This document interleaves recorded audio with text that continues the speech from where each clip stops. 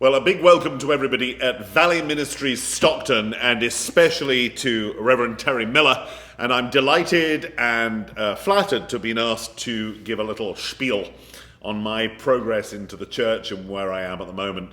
So I'm speaking to you today from our church, All Souls Church, which is also known as MCC of the Coachella Valley. Be it ever so humble, we've done a lot of work here over the last couple of years in the absence of a congregation. Actually, we were only closed for a little while, but obviously we, like many of you, have taken a big hit.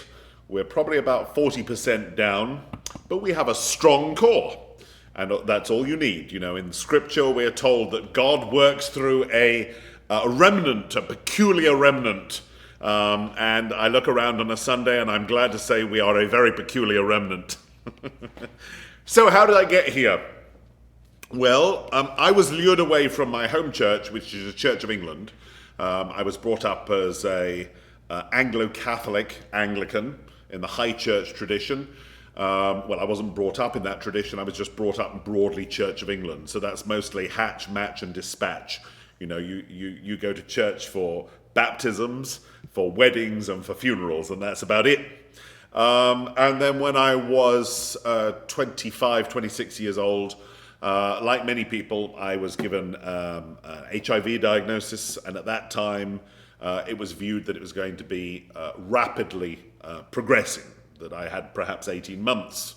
And that powerfully concentrates the mind. In fact, I would say that's the best thing that's ever happened to me, because it brought me to a realization of the imminence of God. Now, it also brought me to a realization of the imminence of death, and the one thing led to another. And you know, whenever you find yourself in horrible circumstances in life, just bear in mind that it's possible that you may come to a point where you look back on that as the greatest blessing you've ever received, because I certainly did. I certainly look back upon that as the thing that set my life on the right track. Anyway, I went to church for the first time. I was invited by a friend. I was very skeptical. But there was something in that church which drove me to my knees. It was a presence of something I could not name, and the journey began from there. I had this powerful experience of conversion and the imminence of God. I put myself forward for baptism, and then for confirmation, and then ultimately for ordination. And when I was 30, I went to Oxford to study at seminary. I was ordained in 2002 in St. Paul's Cathedral. And all went well for a while. I went as a curate to a very poor parish in northwest London. But I got sick about 18 months after that with viral meningitis and found myself out of ministry for a good few months as I recovered. And during that time, having met somebody, amazing guy called Leon, I went over to travel in Los Angeles. So we went to LA and we wandered into an MCC church because I'd heard that the pastor was English and I wanted to meet him. And I was a bit sneery about MCC, as you can imagine. But either way, I was aware when I went to that church for the first time, which is now Founders MCC, that God was present, that there was a lively gospel being preached, and that there was no way, not no how, this wasn't proper church. Anyway, I went back and was preparing to move slowly back into ministry in the Church of England, and I got a phone call from somebody I'd met during my time in the United States, and that was Reverend Elder Jim Metulsky. And Jim Metulsky asked me and Leon to come and do a little tour of southeastern United States because he had something up his sleeve, and he was trying to introduce us to it gradually. And we went over there, and one of the places that he took us, along with Keith Mazingo, who hosted us, was New Orleans, who just lost their pastor. It was only a year and a bit after the storm, and I was so powerfully moved by a sense of vocation that I dropped everything in England. Leon and I both moved over, and we took a charge as an interim pastor in New Orleans, which was one of the greatest blessings of my life. And when I came towards the end of my time there, I was there for about 2.5 years, I got another one of those fateful phone calls. And this time it was from Reverend Elder Darlene Garner. And of course they could do this because those elders, they knew the people, they knew the personnel, they knew the churches, they traveled extensively, they had their hands on the pulse, and she thought, well, Clinton would be a good fit in Palm Springs, or I should say the Coachella Valley. And she sent me here, and they just lost their pastor, and they'd been through a difficult time. But thankfully, it was one of those situations where you realize that it's a powerful congregation and that the problem was elsewhere. So I came here, and I've been here 11 years now. I suspect I'll be here for a good while yet. So, probably like Stockton, everything's changed in the last 10 years. When I first came here, there were me and 2 other small churches in the valley that were what you might call friendly to lesbian and gay and trans people. And we were the only 3 churches that did holy unions at that time. You remember holy unions.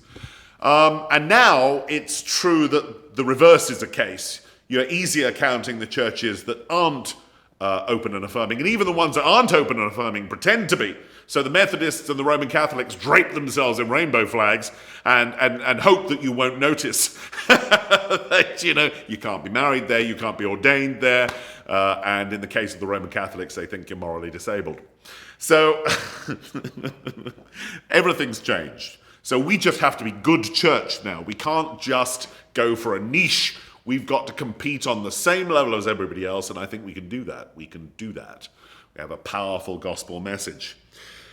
So how do we do that? Well, there are certain truths that still apply now and have applied for the last 2,000 years. Nothing in our recent history has changed these truths as to how to drive a church forward. And I would put them down to a few words. And what I say here is that we exhort, we support, we equip, we enthuse, and we love. And we love who God gives us rather than seeking to replace our current people with somebody more glamorous and fashionable. This is a big deal. If you can't love the people who you are presented with, then love is not what you're about. And in order to love people, you have to form a relationship with people. Otherwise, you're just loving abstracts and not particulars. And people are real human beings, and you have to get to know them in order to get to love them. So, if somebody says to you, "I love the poor," well, okay, how are we ever going to know that? It's like that old gag about, I'm a good Christian woman, but if being Christian was a crime, there wouldn't be enough evidence to convict me. So here's the thing. If you say you love, then love is fundamentally desiring the thriving of the other and working towards it. And that's a long-term thing, and it requires relationship. It's not a short-term thing, which is about making us feel better about ourselves. So let's unpick those just quickly.